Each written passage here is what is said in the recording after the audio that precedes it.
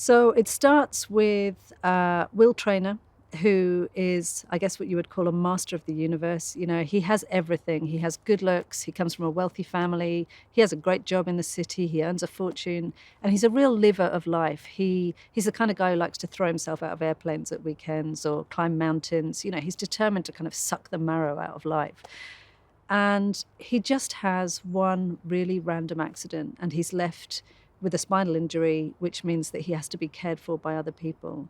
And when we meet him, he's pretty much in a state of depression. He's decided he just doesn't want to carry on living like this, given what he's lost. And we meet Louisa Clark, who is a small town girl. She's content to lead a very small life within the confines of her hometown. She's had the same boyfriend for 7 years. She's been very happy working as a waitress in the buttered bun, sorry.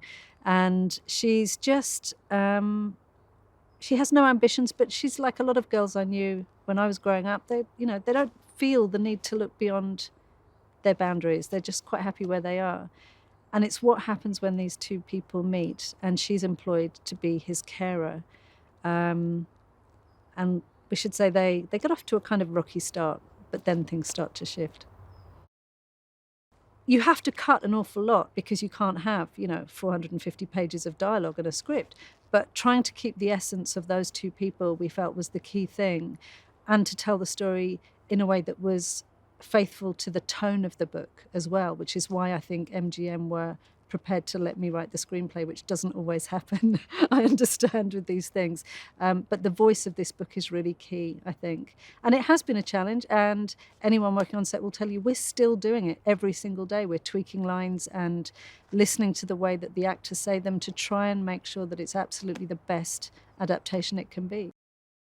As soon as I saw Amelia, she was so Lou that I couldn't even come up with two other people that would be the top three, because she was the Lou in my head. And it took me a moment, because when I thought about her other part as, Game of Thrones Khaleesi, I was like, how is that going to work?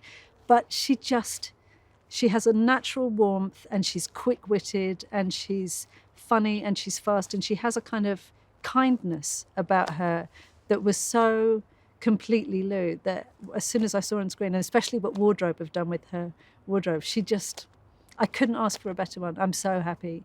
And Sam also, he was very slightly younger than the Will in my head, and yet somehow now I can't remember the Will in my head because Sam has taken him over. Originally, when I wrote this story, it was called 6-Month Contract, because that's what Lou's taken on, and that's the period of time she has. And I sent that to the publishers, and they said, it sounds like an employment manual. So we then had about 3 months to try and find a title.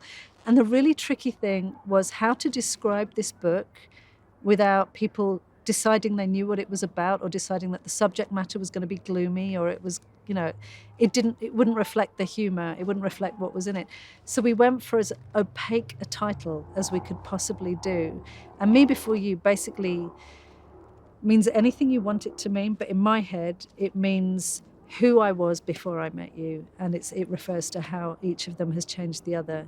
But, when readers contact me and they say, this is what it meant to me, I go, that's totally fine.